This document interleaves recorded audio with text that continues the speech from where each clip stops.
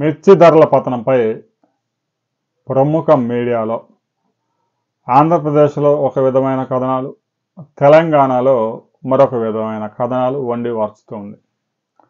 మిర్చి ధరలు అటు తెలంగాణలో కానీ ఇటు ఆంధ్రప్రదేశ్లో కానీ పెద్దగా వేరియేషన్స్ ఉండవు. ఖమ్మం, వరంగల్ మార్కెట్లో ధరలు పరిశీలించిన, గుంటూరు మిర్చి యార్డులో ధరలు పరిశీలించిన వేరియేషన్స్ ఉండవు. అయితే క్వాలిటీస్లో కొంచెం తేడా ఉంటుంది కాబట్టి ఆయా ప్రాంతాల్లో కొన్ని ప్రాంతాల్లో పండించిన మిర్చి కొంచెం క్వాలిటీ ఎక్కువగా ఉంటుంది. తెలంగాణలో కొన్ని ప్రాంతాల్లో పండించిన మిర్చి కలర్ అది బాగుంటుంది కాబట్టి ఒక 200-300 ఎక్స్ట్రా ధర తెలంగాణలో దక్కే అవకాశం ఉంది.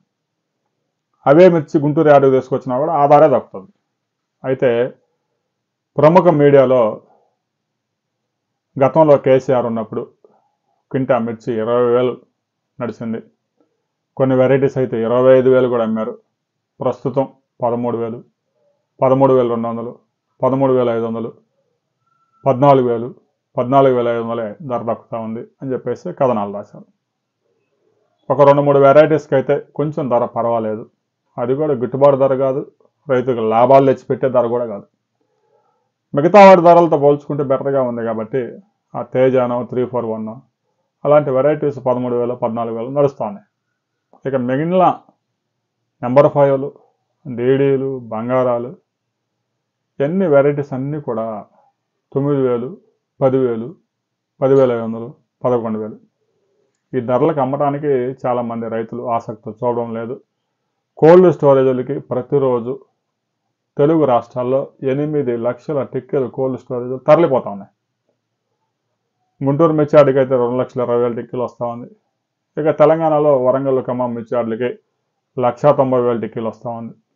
కర్ణాటకలో బ్యాడగి మార్కెట్కి 80,000, మధ్యప్రదేశ్లోని మార్కెట్లకి 1,20,000 టిక్కీలు వస్తుంది. ఇలా రోజు మొత్తం మీద 8-9 లక్షల టిక్కీల సరుకు మార్కెట్ యార్డులకు వస్తూ ఉంది.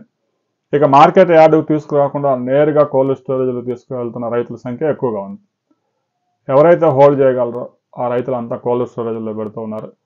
ఇక వ్యాపారస్తులు మార్కెట్ యార్డుకి ఎంత పెద్ద ఎత్తున సరుకు వచ్చినా కూడా కొన్ని ప్రైవేట్ కంపెనీలు ఏదైతే కారంపొడి తయారు చేసే కంపెనీలతో పాటు ఐటీసీ లాంటి కంపెనీలతో పాటు వ్యాపారస్తులు కూడా పెద్ద ఎత్తున కొనుగోలు చేసి ముఖ్యంగా 9,000, 10,000 వెరైటీస్ ఆ వెరైటీస్ ఎక్కువగా కొనుగోలు చేసి కోల్డ్ స్టోరేజ్లో పెడతా ఉన్నారు. ఇంత పెద్ద ఎత్తున సరుకు వచ్చినా కూడా మార్కెట్లో ఆ ధరలు స్థిరంగా కొనసాగుతూ ఉన్నాయి. చైనాకు కూడా కొంత ఎక్స్పోర్ట్స్ అవుతూ ఉంది సరుకు. రాబోయే రోజుల్లో ఏప్రిల్ 15 తర్వాత మార్కెట్లకు వచ్చే సరుకు దారుణంగా తగ్గిపోయే అవకాశం ఉంది. ఆ తర్వాత ధరల్లో కొంత కదలిక వచ్చే అవకాశం ఉంది. క్వింటాకు 2,000 నుంచి 3,000 దాకా పెరిగే అవకాశం ఉందని ట్రేడర్లు చెప్తూ ఉన్నమాట. ఎందుకంటే వారే పెద్ద ఎత్తున మిర్చి కొనుగోలు చేసి కోల్డ్ స్టోరేజ్లు పెడుతున్నారు కాబట్టి.